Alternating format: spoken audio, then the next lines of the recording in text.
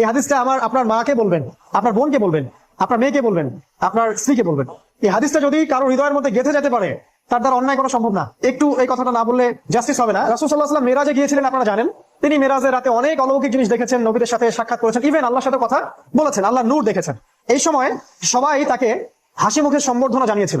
যার সাথেই দেখা হয়েছে তার সাথেই তিনি হাসি মুখে অভ্যর্থনা তাকে জানিয়েছে, আসসালামু আলাইকা আইয়ুহান নবী, সবাই বলেছে হাসি মুখে। একজন মালাক, একজন ফেরেশতা তাকে দেখে হাসেননি। তারপরে কি জানেন, রাসূল সাল্লাল্লাহু আলাইহি ওয়াসাল্লাম অবাক হয়েছিলেন। তিনি বলেছিলেন যে ইয়া জিবরিল, ওর চেহারাটা এত গম্ভীর কেন, সে আমাকে দেখে হাসছে না কেন, তার মুখে হাসি নাই কেন?